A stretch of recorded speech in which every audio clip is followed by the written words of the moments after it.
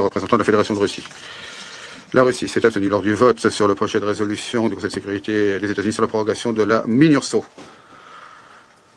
Nous n'avons pas pu appuyer un texte aussi déséquilibré. Nous sommes également étonnés par la démarche du porte-plume qui a décidé d'utiliser le Conseil pour promouvoir sa position nationale.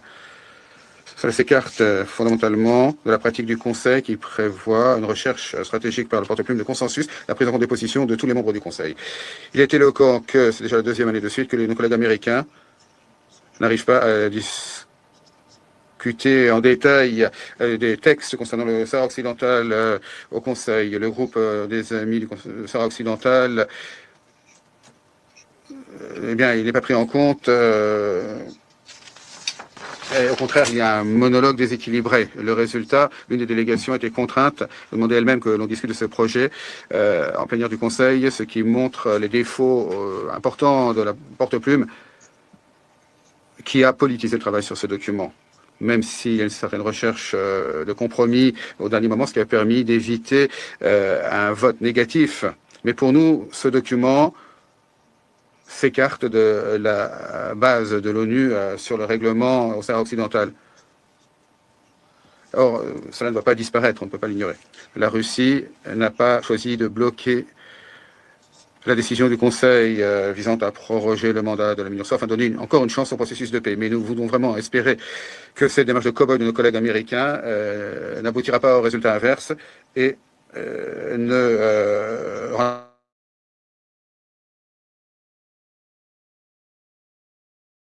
conditions pour le plus rapidement possible pour que les parties arrivent à une situation mutuellement acceptable qui permettra au peuple du Sahara occidental de réaliser son droit inaliénable à l'autodétermination. Ces décisions iraient dans le sens des principes de la Charte des Nations Unies et des décisions du Conseil sur le Sahara occidental. Il ne peut pas y avoir d'autres scénarios. Je vais maintenant prononcer une déclaration. La parole est maintenant à l'Algérie.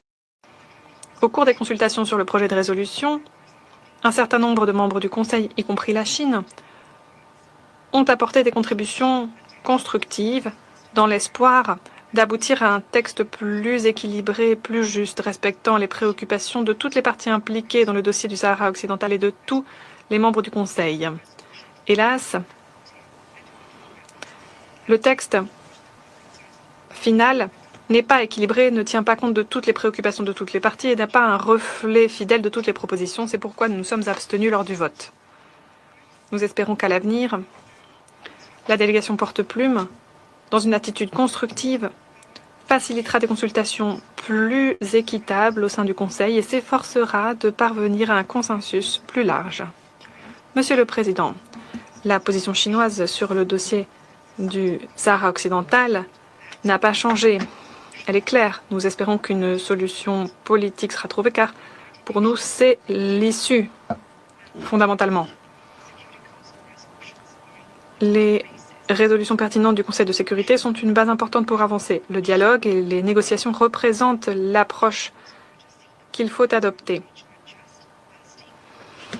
Nous espérons que les parties concernées parviendront à une solution politique juste, durable, mutuellement acceptable à travers des consultations sur un pied d'égalité pour faire en sorte que le peuple du Sahara occidental puisse exercer son droit à l'autodétermination dans le cadre de modalités respectant les buts et principes de la Charte des Nations Unies.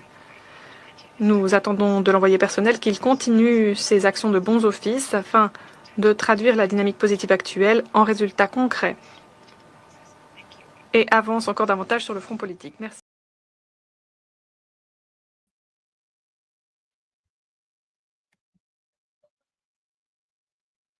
Salut les amis, salam alaikum, j'espère que vous allez bien, que vous êtes en forme et en bonne santé. Content de vous retrouver ce soir avec notre ami, bien sûr, fidèle, Jacob Cohen.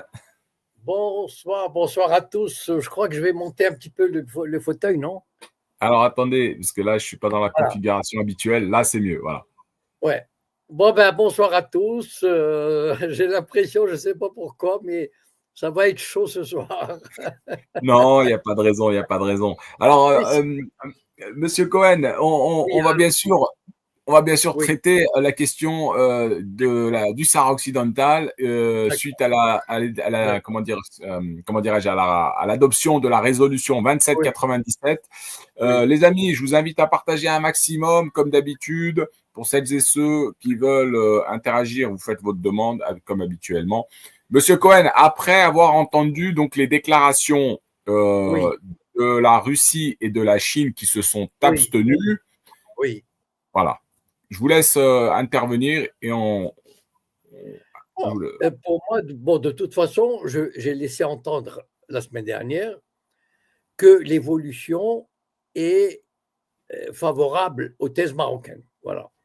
Bon, évidemment, on n'allait pas assister à un renversement de tendance générale, mais le fait qu'on dise, que le Conseil de sécurité dise qu'il voyait la proposition marocaine d'autonomie dans un cadre marocain, c'est une avancée énorme dans le sens du gouvernement marocain. Voilà. Bon, bien sûr, les Chinois et les Russes se sont abstenus. En tout cas, ils n'ont pas opposé leur veto. Ça, c'est déjà pas mal. Et donc, tout en s'abstenant, ils ont ressorti des déclarations, disons, sur les principes, etc. Bon, ben, c'est classique au Conseil de sécurité de dire certaines choses. Bon, maintenant, il y a un élément qui est très important, c'est que on insiste sur l'autodétermination du peuple sahraoui, bon, dans le cadre d'une solution négociée. Bon, maintenant, comment on peut voir ça? Bon, donc déjà, le cadre, en tout cas la décision du Conseil de sécurité, elle a été adoptée à une large majorité et sans aucune opposition. Monsieur Cohen, avant Oui, que vous allez. continuiez, avant que vous continuiez, il faut bien préciser que dit cette résolution. Elle s'appuie sur les précédentes résolutions. Oui, d'accord, d'accord, d'accord. Mais elle introduit cet élément nouveau d'autonomie dans le cadre, enfin proposé par le Maroc. Voilà. Maintenant, il est évident que euh, je vais vous dire comment je comprends moi le principe de l'autodétermination tel que prévu, en tout cas sous-entendu, par la résolution du Conseil de sécurité. Parce que, en fait, cette résolution, elle invite le Polisario et le Maroc à négocier dans le cadre d'une autonomie, bon, tout en respectant le droit à l'autodétermination. C'est-à-dire que si le Polisario va négocier avec le Maroc en lui disant nous voulons un vote, un référendum sur l'indépendance totale du Sahara occidental sous souveraineté saharienne, le Maroc, il va dire non et ça va s'arrêter là. On est bien d'accord. Bon, il n'y aura pas de négociation. Il n'y en a pas eu depuis 50 ans, donc il n'y en aura pas d'autres. Bon. Si on a fait tous ces efforts sur le plan diplomatique, etc., c'est pour faire avancer, disons, sortir de l'impasse. Et sortir de l'impasse, vu le rapport de force actuel, il devait être nécessairement favorable, en tout cas proche des thèses marocaines. Et c'est d'ailleurs la décision du Conseil de sécurité le montre. Donc, comment je vois les choses? C'est-à-dire, ça peut heurter certains. Vous savez, la semaine dernière, quelqu'un m'a dit oui, c'est la porte ouverte, c'est un précédent terrible. Oui, d'accord, c'est vrai. Bon, mais malheureusement, c'est la réalité des rapports de force aujourd'hui sur ce problème. Bon. Donc, comment je vois les choses? Donc, c'est-à-dire que si le Polisario va avoir un choix douloureux à faire, voilà. Ou bien il dit moi je ne négocie que pour un référendum qui déboucherait sur l'indépendance du Sahara occidental. Et à ce moment-là, le Maroc va lui dire non. Tant pis, il va continuer à occuper, à coloniser, à développer, etc., avec la bénédiction, encore une fois, de tout l'Occident. Voilà. Et même, la semaine dernière, j'ai parlé d'une visite a priori très importante et qui a débouché, je ne connais pas les résultats, mais en tout cas, il semble que ça a eu comment dire, des conséquences positives, voilà, des retombées positives entre le ministre des Affaires étrangères, qui est très dynamique, c'est le ministre des Affaires étrangères marocain, Bourita, il a rencontré Poutine, etc. Et donc, la Russie aussi, elle est intéressée, elle ne peut pas négliger totalement le Maroc, voilà. Elle ne peut pas l'ignorer. C'est-à-dire, pour des raisons de stratégie, de développement, etc., la Russie peut avoir besoin d'avoir des relations normales et même sérieuses avec le Maroc. Voilà. Et donc, soit le Polisario rejette cette solution. Et à ce moment-là, le Maroc se dit, bon ben voilà, moi je continue à développer, j'ai le soutien, etc., etc. Et là, le Polisario sait que de toutes les façons, s'il fait ça, il aura très peu de soutien. Parce que même l'Union africaine, jusqu'à présent, à peu près, je crois que c'était 50-50 ou même un petit avantage pour le Polisario au sein de l'Union africaine. Bon. Mais du moment qu'il y a eu la résolution du Conseil de sécurité, c'est quand même c'est difficile de défendre un Polisario qui ne veut rien savoir. Voilà. Et donc, qu'est-ce qui va se passer? Et le Polisario, probablement, enfin en tout cas moi c'est comme ça que je vois les choses, et il sera amené à discuter avec le Maroc dans le cadre, il va essayer d'obtenir le maximum. Évidemment, s'il avait décidé il y a 2 ans de mener des négociations, il aurait obtenu beaucoup plus. Bon, mais là, soit il refuse, et encore une fois, le régime marocain fait ce qu'il veut, il continue à développer, il a l'appui de l'Amérique, de l'Occident, de l'Union européenne, etc. Soit il accepte de négocier, mais dans le cadre. Et à ce moment-là, c'est là où entre la notion de l'autodétermination. C'est-à-dire que le Polisario, une fois qu'il aura négocié un compromis avec le Maroc, c'est à lui de voir jusqu'à quel point, etc. Enfin bon, moi je n'ai pas rentré dans ce débat. Et à ce moment-là, on proposera au peuple sahraoui s'il accepte ce compromis ou pas. C'est ça le sens. Il faut comprendre quand le délégué russe et le délégué chinois parlent d'autodétermination, enfin, si j'interprète correctement, pour eux, c'est pas la solution, puisque de toute façon, ils savent que cette solution de référendum pour une indépendance sahraoui sous la direction du Polisario, elle est vouée à l'échec. Elle n'arrivera jamais. Voilà. Donc, ça, c'est établi. Voilà. On le sait. C'est comme la solution à 2 États. Bon, tout le monde dit oui, oui, oui, oui, mais bon, voilà. Dans la réalité, malheureusement, elle n'arrive pas. Et donc, soit le Polisario accepte, et dans ces conditions, d'ailleurs, enfin, ils l'ont annoncé, les Chinois et les Russes, solution négociée sur la base des principes, etc. Mais sur la base des principes, la négociation fait partie des principes des Nations Unies. La semaine dernière, j'ai évoqué ce précédent très important. Vous savez que quand les pays africains ont créé l'OUA, l'OUA, l'Organisation de l'Unité africaine, en 1962, ils ont posé comme principe de l'intangibilité des frontières, hérité du colonialisme. Parce qu'ils se sont dit, si on commence à dire « Ah non, non, non, ça c'était à moi avant, etc. », on n'en sortirait jamais. On sait qu'il y a eu des tracés de frontières arbitraires qui ont divisé des peuples, etc. On le sait. Mais il vaut mieux établir un principe d'intangibilité des frontières, on dit, pour éviter tous les conflits, parce que sinon, l'Afrique aurait été le théâtre de conflits partout, parce que toutes les frontières ont été artificielles. Et donc, quand l'Éthiopie, quand le mouvement érythréen avait réclamé son indépendance par rapport à l'Éthiopie et a mené une guérilla terrible, l'OUA a toujours défendu l'Éthiopie parce qu'elle a dit on ne peut pas permettre à l'Érythrée de conquérir une partie du territoire.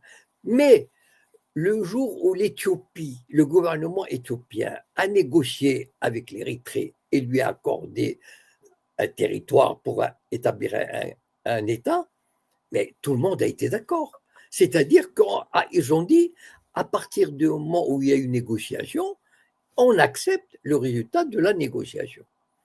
Et donc, à mon avis, c'est ce qui va se passer. Bon, évidemment, je connais pas le processus, ni le détail, ni les dates, etc. Mais à partir du moment où on va rentrer dans des négociations, parce que je ne vois pas comment le Polisario peut refuser, enfin, à moins de continuer le blocage, mais à son détriment, vu qu'il y a un consensus international quand même qui s'est exprimé. Et donc, à partir du moment où il y a négociation, ça veut dire, bon, on va se dire, bon, c'est quoi l'autonomie, etc., etc. À ce moment-là, il y aura un principe d'autodétermination. Ça veut dire, on se tournera vers le peuple sahraoui et on lui dira, voilà, si c'est le Polisario qui aura signé le compromis, à ce moment-là, bien sûr, le peuple sahraoui va accepter puisque c'est le Polisario qui va lui dire. Et c'est dans cet esprit qu'ils ont parlé d'autodétermination. Donc, il faut pas croire, enfin, il ne faut pas imaginer que dans l'esprit des Russes ou des Chinois ou des autres qui parlent d'autodétermination, que ça concerne l'autodétermination pour l'indépendance. Voilà, ça à mon avis, c'est quelque chose qui appartient à l'histoire. Voilà. Maintenant, on peut le regretter, on peut dire c'est pas bien, etc. Bon, c'est très bien, mais encore une fois, nous sommes dans les relations internationales sont soumises au rapport de force. Voilà. Le rapport de force, il a été pendant des décennies en faveur du Polisario. Dans toutes les tribunes internationales, on a parlé d'autodétermination, le droit des peuples à disposer d'eux-mêmes, etc., etc. Mais il y a une réalité et il y a un changement de rapport de force. Le Maroc est devenu le chouchou de l'OTAN. Vous savez pourquoi? Bon, je n'ai pas besoin d'expliquer. Il est devenu le chouchou de l'Amérique, le chouchou de l'Europe, etc. Et peut-être aussi que les Chinois et les Russes se disent, bon, après tout, on ne peut pas continuer. Enfin, ça serait bien de débloquer cette situation parce que les Russes, les Chinois ont envie aussi d'avoir des relations aussi bien avec l'Algérie qu'avec le Maroc, avec d'autres, etc. Donc, il y a un moment où ce blocage qui dure depuis 50 ans gêne et source d'instabilité, de potentiels conflits militaires, etc. Et je dis que, bon, il y a une réalité. Le Maroc, il est au Sahara occidental, il a, je ne sais pas, installé peut-être 1 million de personnes là-bas, il y a tout, il y a des industries, etc. Et on ne peut pas effacer comme ça d'un coup. Et donc, on va trouver cette solution. C'est tout ce que vous voulez sur le plan moral, éthique, tout ce que vous voulez, mais il y a une réalité. Voilà. Et cette réalité s'est exprimée, a trouvé son expression juridique et politique dans la décision du Conseil de sécurité. Voilà. Bon, s'il y a des questions, je essaierai de répondre dans la mesure du possible. Oui, alors bon, moi je vais commencer, Monsieur Cohen, par rapport à cette décision qui n'est pas un résultat en soi, c'est la prorogation de la MINURSO. Il y a ce plan qui est ajouté comme une des bases, voilà, de négociation. Ok, il y a le fait accompli, tout ça. Ça, c'est indéniable. On n'est pas, personnellement, je suis pas en train de le nier. On le voit. C'est caractérisé par le développement qui est fait sur place et tout ça. Mais j'ai l'impression qu'il y a eu une tentative quand même du Conseil de sécurité par le biais des États-Unis de vouloir passer en force avec ce plan d'autonomie sous souveraineté marocaine. Et ce qu'on a pu voir, c'est qu'il y a eu quand même des discussions pour modifier le premier texte pour arriver au final à ce texte qui a été adopté avec 11 voix pour, l'abstention de la Chine et de la Russie, du Pakistan et l'Algérie qui n'a pas participé au vote. Mais moi, ma question, c'est comment on peut expliquer la réaction démesurée, alors comme si c'était une victoire de la souveraineté sur ce territoire pour le Maroc. On a pu voir des populations qui sont sorties, qui ont fêté ça, et aussi en parallèle, sur le plan médiatique, le discours, le narratif médiatique des médias mainstream occidentaux qui ont crié ça comme une victoire pour le Maroc. Or, quand on creuse un petit peu, ce n'est pas du tout ça.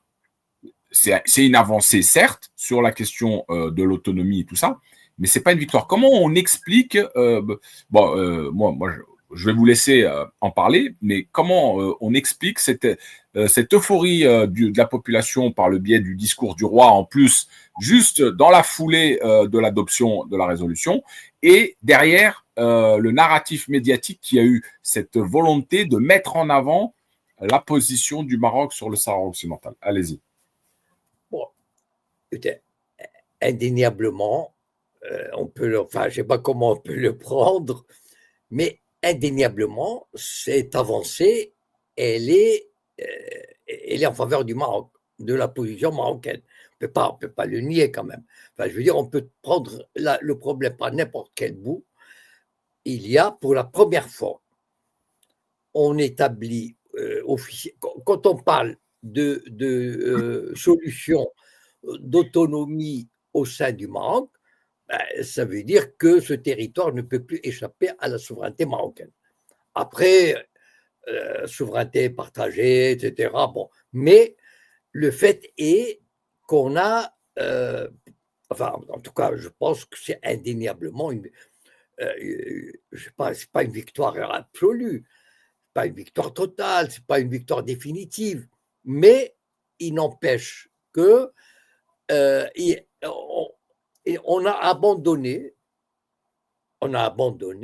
l'idée d'un référendum qui accorderait l'indépendance du Sahara occidental hors de tout lien, hors du Maroc.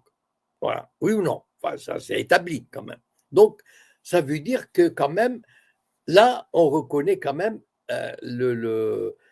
la souveraineté, enfin, en tout cas, quelle que soit sa forme, quelle que soit son étendue, on reconnaît la souveraineté du régime marocain sur le territoire, sur le Sahara occidental. Voilà, bon, ça c'est un fait. Après, évidemment, après c'est de bonne guerre. C'est-à-dire que les gens fêtent ça comme si c'était déjà acquis, etc. Mais ça fait partie, d'abord de la part des Marocains, ça fait partie de... le régime marocain avait besoin de cette... Parce qu'il a quand même... la normalisation avec Israël, ça passe mal au sein du peuple marocain. Et donc, le fait de lui dire, regardez, nous avons remporté une victoire grâce à ça, et donc, évidemment, les médias vont monter. Ils ont même créé le 30 octobre, le jour de la décision, ou le 31 octobre, le jour de la décision du Conseil de sécurité, a été déclaré la fête de l'unité au Maroc. Donc voilà, on va fêter la fête de l'unité, etc. Bon, ça c'est de bonne guerre. Je veux dire, le régime, il avait besoin de cette victoire, même si elle est encore partielle, même si elle ne fait elle est annonciatrice de quelque chose, et c'est pas acquis. Voilà, le résultat n'est pas acquis, le Polisario n'est pas venu à la table des négociations, etc. Donc, mais c'est une étape sur laquelle le Maroc, comme aurait fait n'importe quel autre pays qui gagne un peu, il la surjoue. Et l'Occident, il fait pareil, c'est-à-dire tous les médias français, américains, etc., occidentaux, même Même Netanyahou a félicité Mohamed VI pour cette victoire diplomatique. Donc, vous savez, ça c'est le jeu diplomatique. Voilà, donc on veut donner cette impression, c'est une avancée, mais on veut donner cette impression de point de vue du public, de l'opinion publique, etc., que c'est quelque chose d'acquis, c'est quelque chose d'important, etc. Ça, c'est le travail de la propagande. C'est pas. Justement, Monsieur Cohen, justement, voilà, donc c'est là où j'en viens, où maintenant je vais vous faire écouter un audio et on reprendra la discussion après.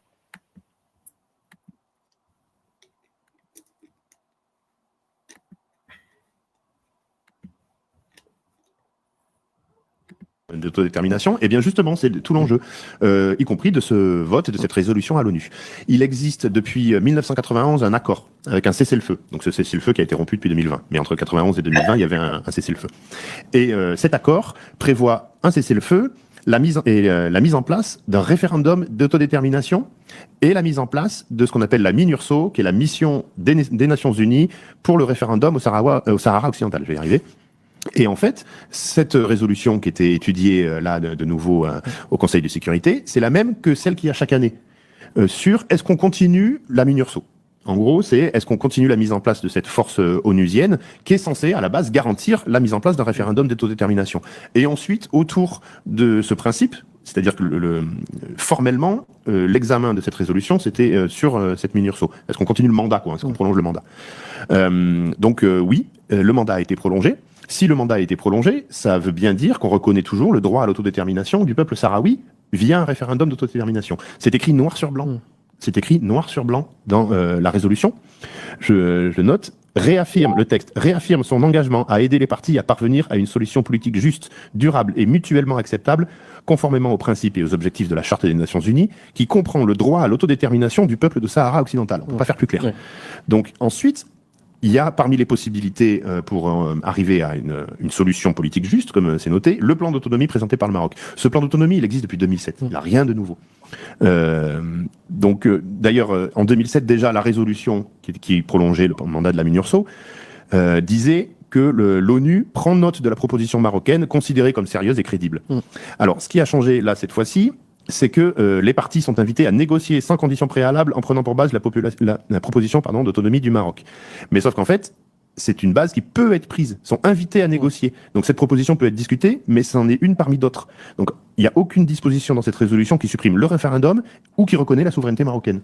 Donc en fait, on a eu une vague de communication bien orchestrée, évidemment, parce que le Maroc s'est fait de solides alliés. Je parle même pas de la France, puisque la France, nous, on bombardait les Sahraouis déjà en 77.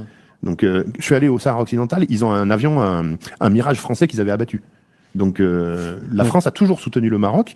On sait très bien que les deux États sont très proches sur beaucoup de points. Mais là, ce qui a changé, c'est surtout, évidemment, en fait, un coup de pression des États-Unis. Parce que Trump aussi, alors Trump avait reconnu le plan marocain en 2020, juste avant la fin de son premier mandat. Et depuis, c'est quelque chose qui a toujours poussé. Référendum.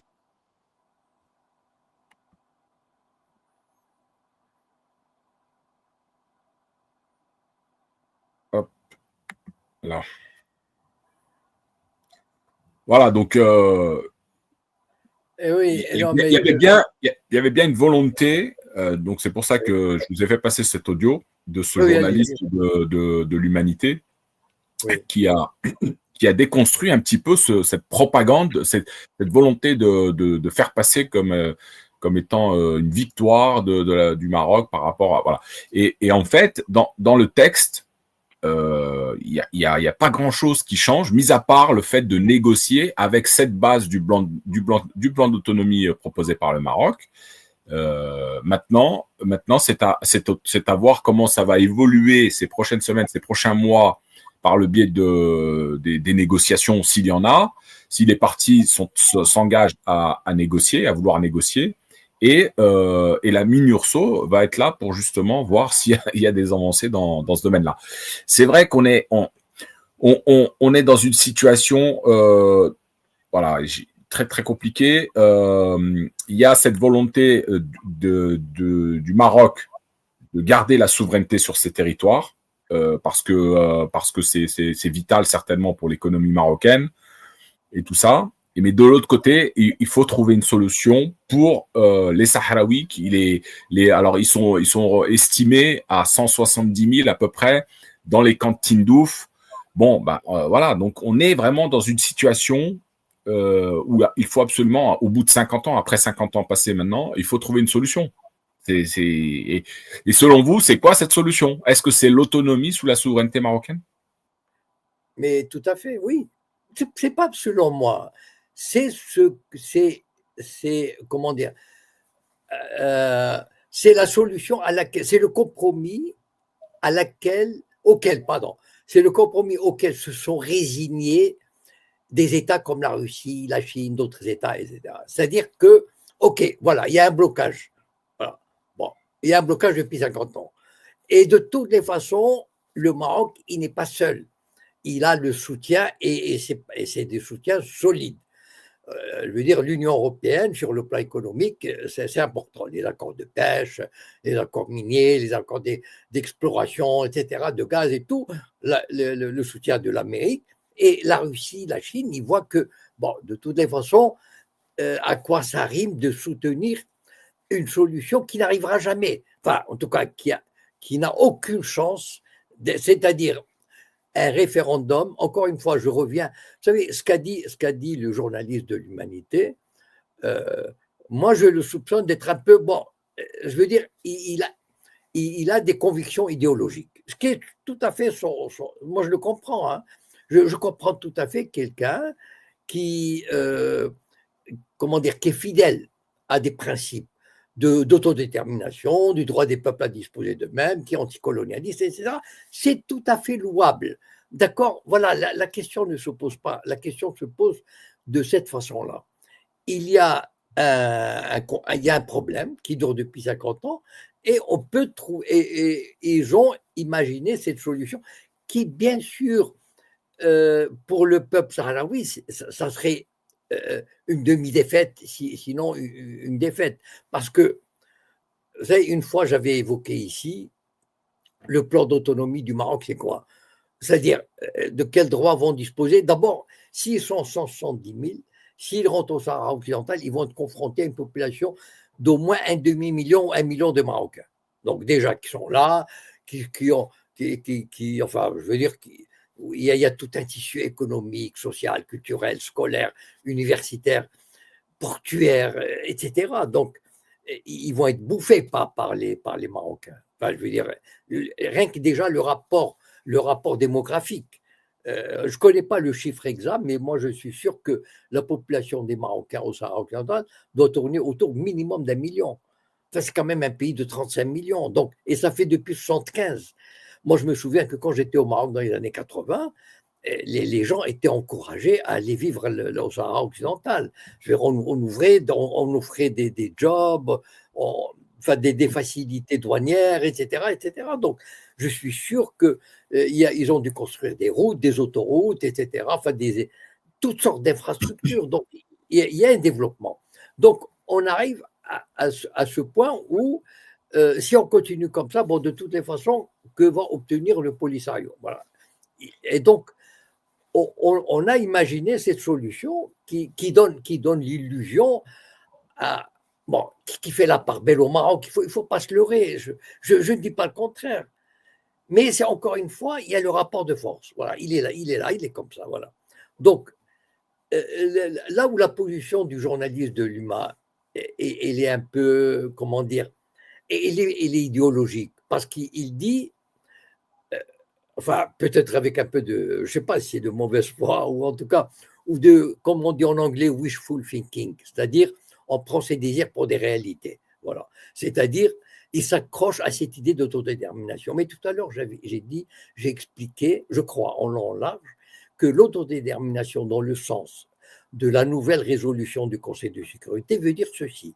C'est-à-dire qu'on va négocier, que le Polisario négocie avec le Maroc, et s'il trouve une solution acceptable, il y aura autodétermination. C'est-à-dire, on ira voir le peuple sahraoui et on lui dira, voilà la solution qu'on te propose. Et il va dire oui, parce que ce sera le Polisario qui va le lui proposer. Et donc, on aura sauvé les apparences. C'est-à-dire, tout le monde sera content. On aura dit, vous voyez, voilà, on a trouvé un compromis, on a fait appel au peuple sahraoui, il a voté, eh bien, c'est formidable. Voilà, voilà comment je vois les choses. Ok, merci. Alors, je vais accueillir DJZ qui va peut-être vous poser une question. DJZ. Ouais, salam altitude, bonsoir Monsieur Cohen. Moi j'avais une question, j'ai regardé l'interview du diplomate marocain Monsieur Bourita sur TV5 Monde. Oui. Et en fait, il avait l'air complètement à côté de la plaque parce que lui, il pensait qu'il fallait négocier avec l'Algérie. Du coup, je comprends pas la position de la diplomatie marocaine. On lui explique en fait à l'ONU qu'il fallait une comment dirais-je, il fallait une solution qui serait acceptable des deux parties.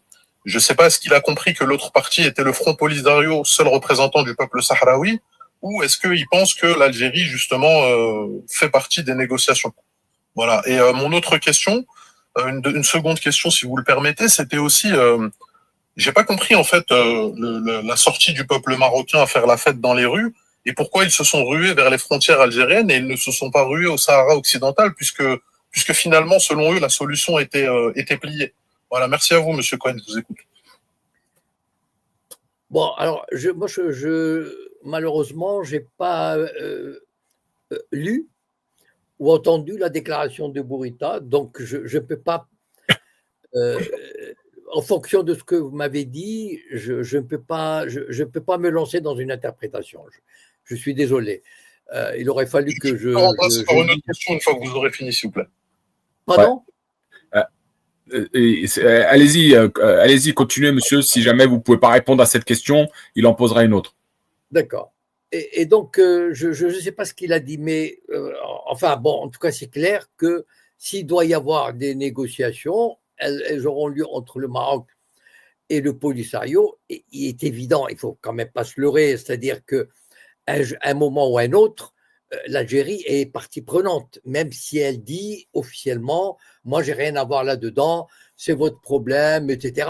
Enfin, bon, je suis sûr que la position de l'Algérie est très importante parce que aussi, il y a tout le problème des relations algéro-marocaines, comment dire, sont tributaires de ce conflit.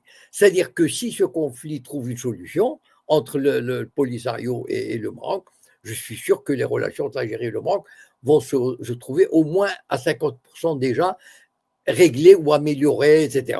Donc, on ne peut pas dire que, voilà, mais je ne sais pas dans quelle mesure et dans quel sens, etc., Bourita avait. Monsieur Cohen, le jour de l'adoption de la résolution, le roi a prononcé un discours où il a tendu encore une fois la main au président algérien. Oui. Pour repartir sur une base de confiance et de voilà. Donc Oui. il y a bien une volonté de discuter avec l'Algérie concernant cette question du Sahara occidental. Alors que bon, la partie vraiment la première concernée, c'est bien le Front Polisario, représentant du peuple sahraoui. Voilà. Donc comment l'interprétez-vous cette énième main tendue au président algérien? Ce sont vous savez, c'est un peu comme, vous savez, ça me rappelle, vous savez, le régime sioniste en 1948. D'ailleurs, ça frappait les esprits. Hein. Tous les officiels sionistes, après la création d'État d'Israël, ils disaient, moi je me souviens de cette période, enfin ils disaient, nous sommes prêts à rencontrer n'importe quel dirigeant arabe sans condition, n'importe où, n'importe quand, etc. Bon, voilà, mais c'était complètement impossible. Enfin, on voyait mal comment un dirigeant arabe aurait pu rencontrer Israël après 1948, alors qu'il y avait des problèmes des réfugiés, etc. Enfin, voilà. Mais ils aimaient bien lancer, ça fait bien dans la propagande. Regardez, nous tendons la main à nos voisins arabes, ce sont eux qui ne veulent pas, etc. Bon, il est évident que tendre la main à l'Algérie pour dire, voilà, mais sans rien de concret, c'est-à-dire Voilà, il n'y a pas de proposition sur le Sahara, il n'y a pas de proposition sur d'autres problèmes concrets, sur les frontières, etc. Bon, ben, je ne vois pas où est. Ça, c'est juste comment dire, c'est pour l'opinion publique. Voilà, et pour se donner le bon rôle. Voilà. Bon.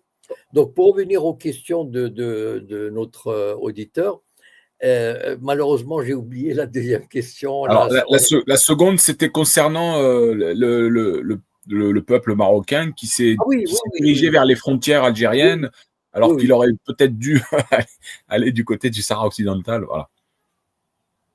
Vous savez, le peuple, enfin, j'imagine comme ça, bon,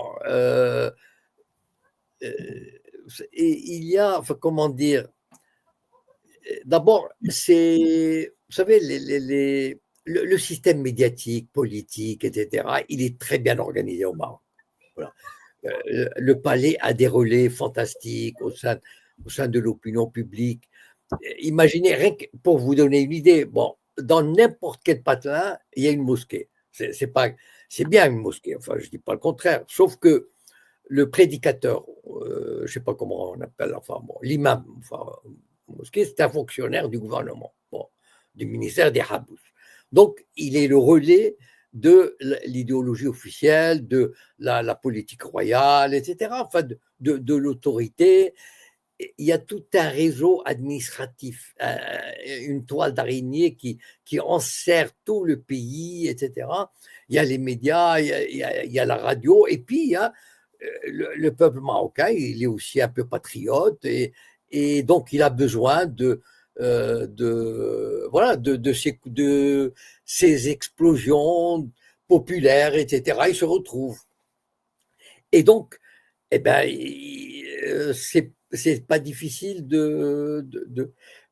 c'est pas, enfin, c'est pas un truc, comment dire, en même temps, il ne s'agit pas de donner une importance excessive à ça, mais c'est un fait que, vous savez, l'affaire du Sahara, elle est quasiment, elle rencontre l'unanimité au sein du Maroc. Voilà, c'est qu'il faut. Moi, j'ai eu mal à partir, par exemple personnellement, parce que en fait, les Marocains, qu'ils soient de gauche, d'extrême gauche, ou de droite, ou religieux, ou pas, etc., ils ont tous derrière cette cause, voilà, qui est pour eux une espèce d'Alsace-Lorraine à la marocaine, voilà. Et donc, Alors, j'ai eu mal, il y a pas. Oui, allez-y.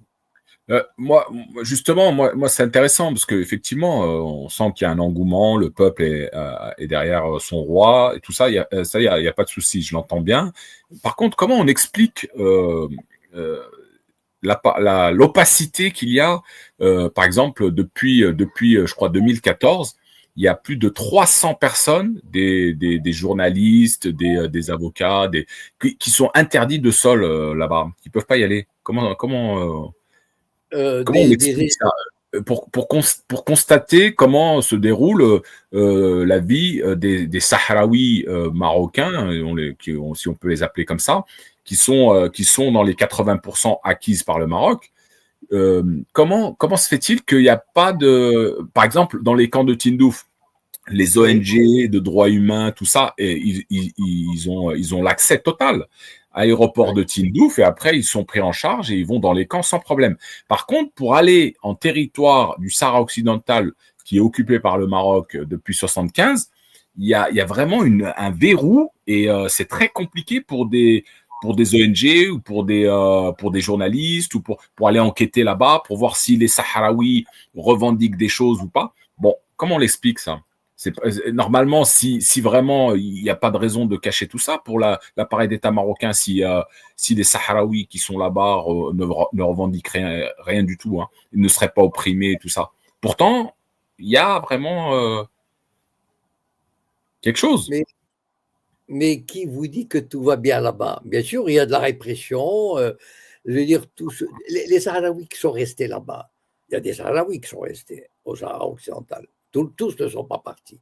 Moi, je sais. Donc, il y en a qui sont surveillés, manipulés, etc. Enfin, bien sûr, il y a un combat de tous les jours. On m'a montré, par exemple, des Sahraouis qui ont rejoint la monarchie, le Maroc, etc. Donc on les fête, on leur donne de bons boulots, etc. Donc il y a une guerre, de communication.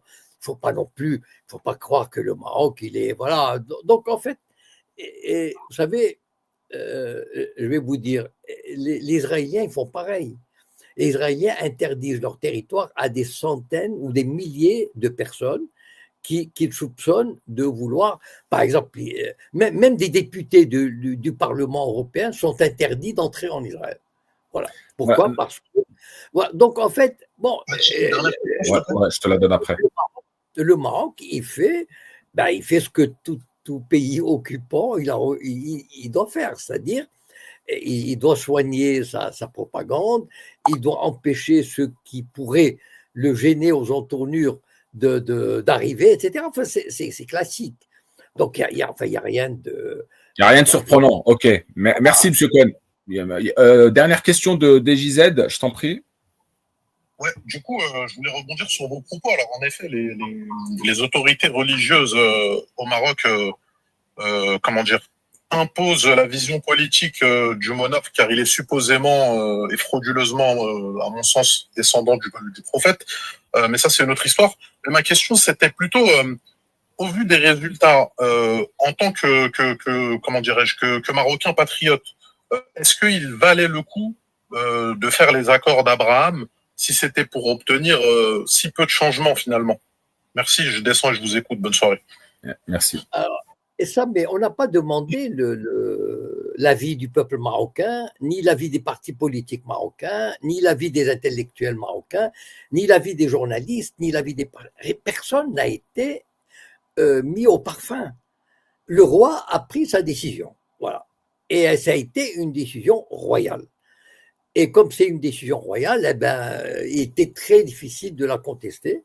Au Maroc, la personne du roi, il est sacré. Et donc c'est pas une décision, elle n'a même pas été discutée. On n'a pas discuté une décision royale de cette importance. Et donc, tout le monde s'est plié. Voilà. Bon, enfin, quand je dis tout le monde, ça veut dire les institutions, les partis politiques, les médias, etc. Enfin bon, évidemment, il y a toujours des voix ici ou là qui contestent et tout, mais voilà, c'est une décision à laquelle, soit qui a été acceptée, soit à laquelle beaucoup de Marocains se sont résignés. Voilà. Évidemment, on leur a fait miroiter la, comment dire, une solution diplomatique au problème du Sahara. Ce qui n'est pas faux d'ailleurs, c'est qu'ils la voient, ils voient que, vous savez, avant la résolution du Conseil de sécurité, il y a eu des décisions très importantes, notamment par exemple sur le plan économique, diplomatique avec l'Union européenne. Je vous rappelle que l'Union européenne, il y a une décision d'une cour de justice européenne avait interdit d'inclure le Sahara occidental dans les négociations économiques sur la pêche, etc. Eh bien, l'Union européenne est allée à l'encontre de cette décision parce que pour elle, c'est fondamental. Et donc, ils voient, les Marocains quand même, voient que leur pays n'est plus. Il fut une époque où le Maroc n'était même plus à l'Union africaine. C'est-à-dire qu'il s'était retiré de l'Union africaine, tellement il y avait de l'hostilité vis-à-vis de sa position sur le Sahara, etc. Et là, le Maroc, sur le plan diplomatique, il regagne du terrain, il est aidé par l'Amérique, il a le soutien de l'Europe, etc. Et le peuple marocain, il ne peut pas ne pas voir ça. Donc, en fait, bon, il se dit peut-être qu'on a fait un sacrifice, enfin, en tout cas, on a fait une concession, je ne sais pas comment on peut l'appeler, pour la normalisation, mais ils ont obtenu, en tout cas, ils ont cette conviction, et qui n'est pas fausse d'ailleurs, que le problème du Sahara, qui est resté quand même en travers de la gorge de beaucoup de. Enfin, c'est-à-dire que le Maroc subissait un peu le rejet du pays occupant, du pays colonisateur, que ce soit au niveau de l'ONU, de l'Union africaine, etc. Mais aujourd'hui, il ne l'est plus. C'est-à-dire, les organisations internationales, comme quand même l'ONU, voilà, le mettent dans la voie de la négociation. Comment dire, et c'est lui qui décide. Enfin, je veux dire, dans le cadre qu'il a décidé. Ce qui est énorme. Et les Marocains voient ça. Et c'est pour ça, d'ailleurs, à mon avis, la liesse populaire qui a accueilli cette décision, même si elle a été, bien sûr, chauffée à blanc par le régime, etc., mais elle n'est pas fausse, elle n'est pas artificielle. Elle est réelle. Très bien. Alors, on va accueillir Malik qui va peut-être vous poser une question. Malik, une, deux, Malik. Ah. Bonsoir, chers messieurs. Bonsoir. Vous m'entendez bien? On vous entend. Voilà. Je voulais faire juste une petite intervention sur ce dossier du Sahara occidental. Je voulais juste poser une question que j'ai déjà posée plusieurs fois sur des lives qui traitent ce sujet. Je me dis toujours, est-ce que les gens du Maghreb, notamment la Tunisie, l'Algérie, le Maroc, se sont déjà posé la question quel statut de la famille royale marocaine pourra avoir dans un éventuel Grand Maghreb uni? Ça, c'est la première. La deuxième des choses, moi, je pense qu'il y a beaucoup de Marocains ne connaissent pas l'histoire du Polisario, comment il a été créé, et tous leurs premiers attentats, ils étaient dirigés envers qui? Avant qu'ils attaquent aux Marocains, ils ont attaqué les Espagnols, ils ont fait des attentats, ils ont tiré sur des Espagnols pour libérer leur territoire, avant que ça soit une confrontation avec le Maroc. Ça, ils l'ont jamais compris. Maintenant, si je me trompe, j'aimerais bien qu'il y ait des corrections. Et puis voilà, c'est juste ça, c'est ce que je voulais rajouter à tout ce sujet. Merci. On va laisser, on va laisser M. Cohen peut-être réagir. Allez, merci. Sur le plan, lorsqu'il y a une association d'États, comme il y a eu en Europe, par exemple, l'Union européenne, évidemment, ou comme il y a eu une tentative déjà au Maghreb, l'union se fait entre des États qui ont des régimes politiques différents. C'est la base.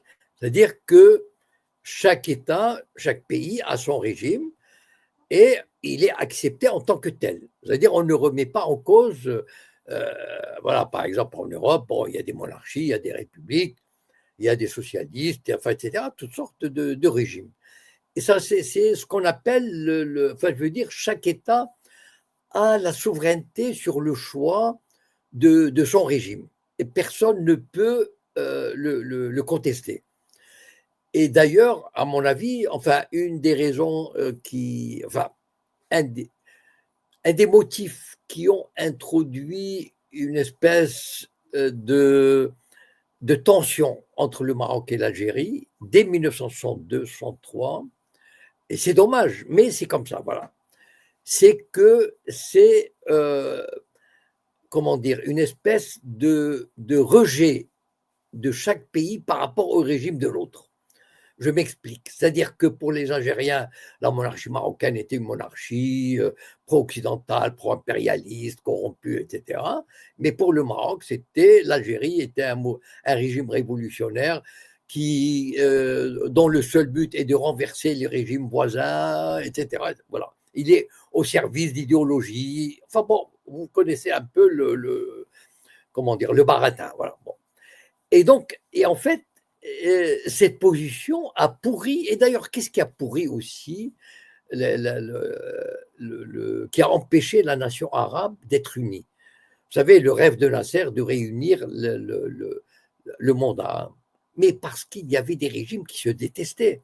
Les monarchies du Golfe détestaient Nasser. Et donc, ils ne pouvaient pas supporter, et ainsi de suite. Bon, donc, ils se sont même fait des guerres entre l'Égypte et l'Arabie saoudite, par Yémen interposé en 1963. Et donc, en fait, si on n'arrive pas à accepter le régime de l'autre, voilà, c'est-à-dire on fait une union et puis voilà, on accepte qu'il y ait un coup d'État en Libye, par exemple, avec Kadhafi, et qu'il fasse ce qu'il veut, etc. Donc, en fait, c'est la base d'une union. Donc, le régime, en principe, le régime monarchique, ne devrait poser aucun problème en principe, d'accord?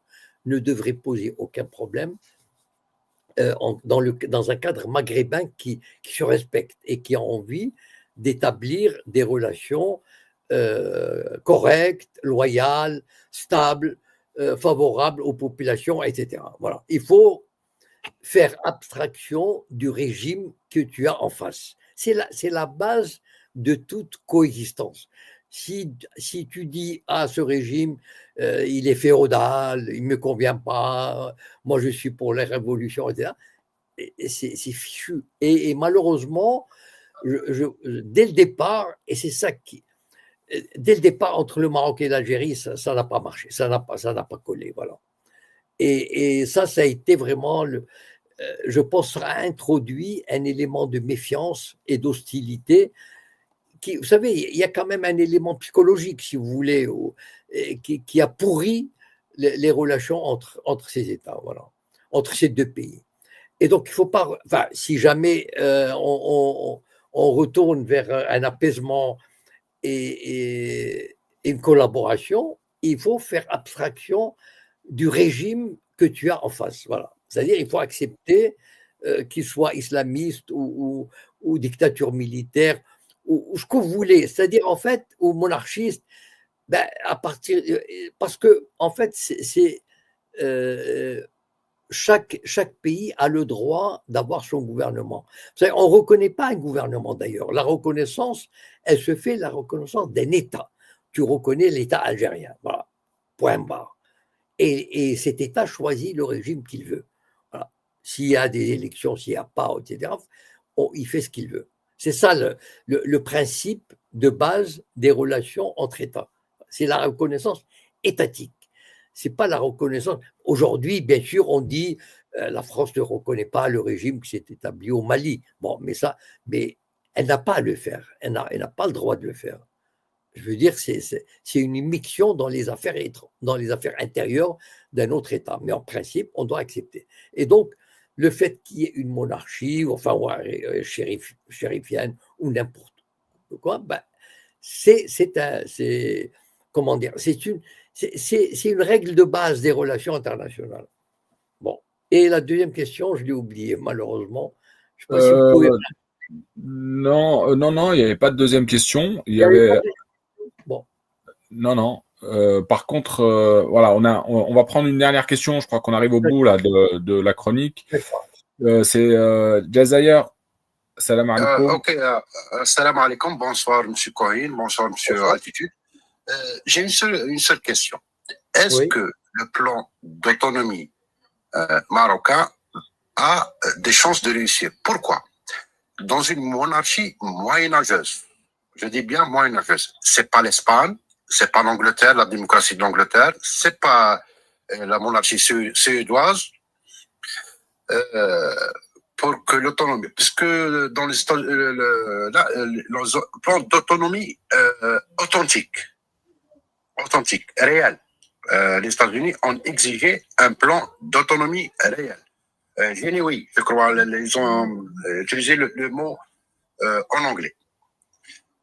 Il faut une démocratie, il faut un régime, une démocratie, une monarchie parlementaire, comme l'Espagne, la Catalogne. Pour moi, je vois ce que c'est voué à l'échec.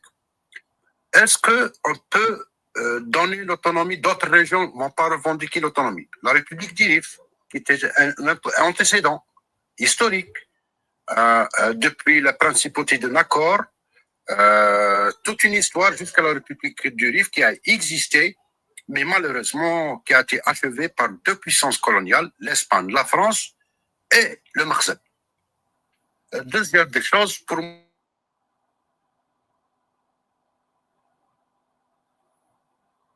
les pays européens, c'est des démocraties, c'est des régimes parlementaires, présidentiels ou des monarchies parlementaires symboliques.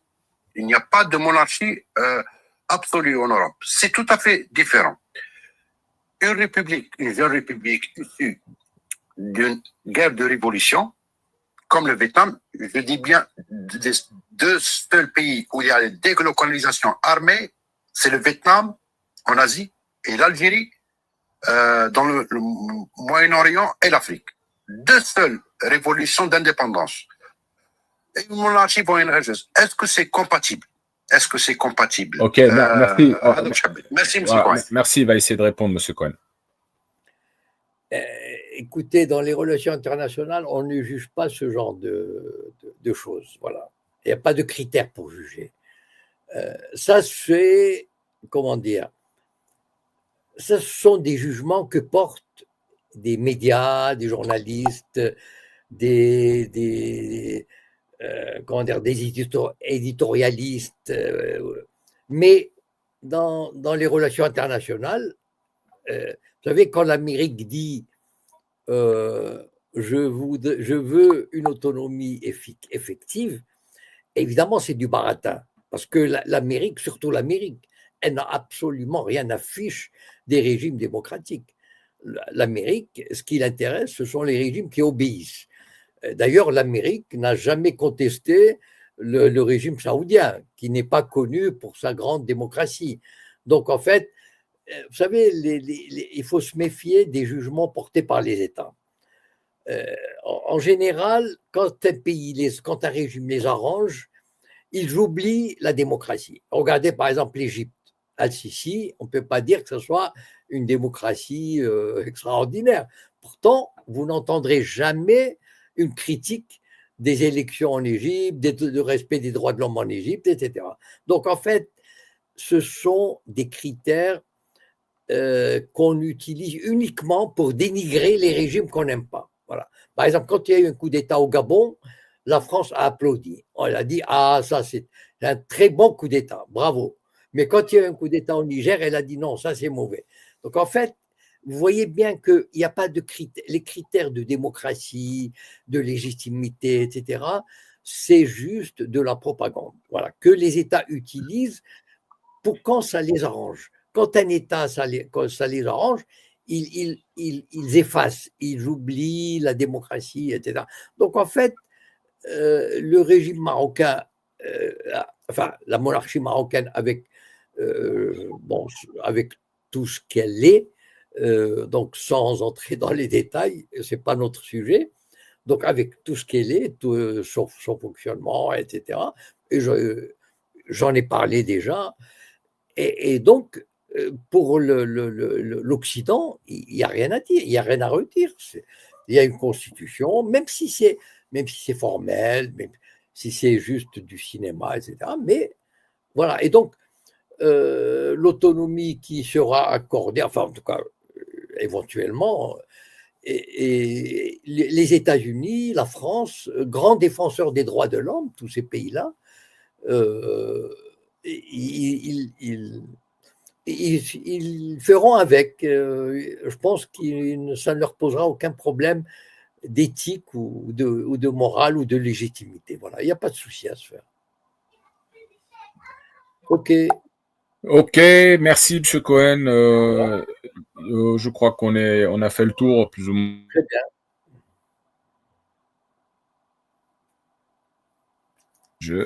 Vous êtes là? Ouais, je crois que vous avez perdu. Donc, on va suivre ça. Hein, de toute manière, il y a des choses qui vont évoluer ces prochaines semaines, ces prochains mois par rapport à cette question. On en reparlera. Excellent week-end à vous. Bonsoir. Et à la semaine prochaine. À la semaine prochaine. Ciao.